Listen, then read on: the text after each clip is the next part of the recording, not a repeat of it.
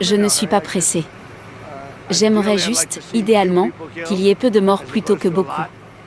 On peut faire les deux. Un homme pressé, mais qui dit ne pas être pressé. Mercredi, Donald Trump a fait du Donald Trump avant de déclarer peu de temps après que les discussions avec l'Iran entrent dans leur phase finale. Tantôt positif, tantôt belliciste, il a également multiplié les avertissements affirmant que les États-Unis sont prêts à agir si les réponses iraniennes ne sont pas à 100% satisfaisantes. Cette ambiguïté permanente illustre les montagnes russes de la diplomatie trumpienne, oscillant sans cesse entre déclarations optimistes sur un accord rapide qui permettrait d'économiser du temps, de l'énergie et des vies, et menaces explicites de frappes plus dures encore.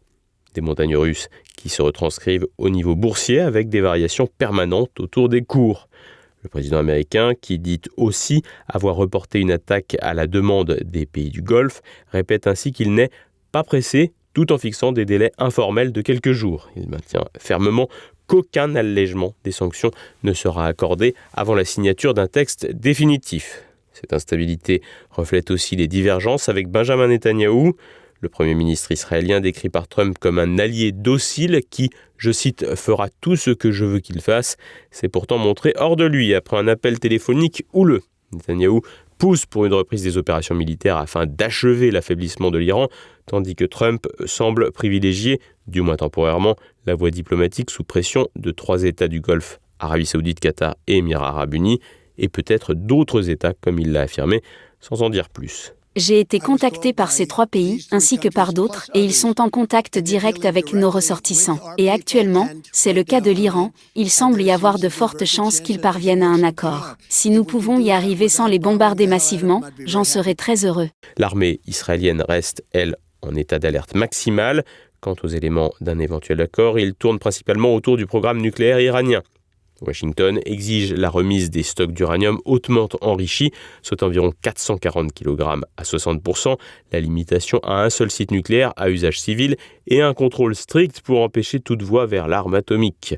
En échange, Téhéran réclame le dégel de ses avoirs bloqués à l'étranger, la levée du blocus du détroit d'Ormuz et un allègement progressif des sanctions. La médiation pakistanaise, très active avec la visite du ministre de l'Intérieur à Téhéran et celle annoncée du chef d'état-major, joue un rôle central soutenu en arrière-plan par la Chine qui prône une solution, je cite, juste et équilibrée. Sur le terrain, la situation reste explosive malgré le cessez-le-feu du 8 avril. Le blocage du détroit d'Ormuz par l'Iran, depuis le déclenchement de l'attaque américano-israélienne du 28 février, a provoqué des déflagrations économiques dans le monde entier. Mohammad Bagher Ghalibaf, principal négociateur iranien, accuse, lui, Washington de chercher une nouvelle guerre et promet une réponse musclée en cas de reprise des hostilités. Les gardiens de la révolution menacent même d'étendre le conflit au-delà de la région, entre espoir d'une sortie diplomatique et risque de reprise brutale des hostilités. L'accord hypothétique reste fragile, dépendant de la capacité de Trump à concilier sa base, ses alliés israéliens et les réalités économiques régionales et mondiales. Une situation qui rappelle un peu celle de la guerre en Ukraine, où Donald Trump avait dit qu'il changerait tout en quelques heures après son arrivée au pouvoir, avec les résultats qu'on connaît.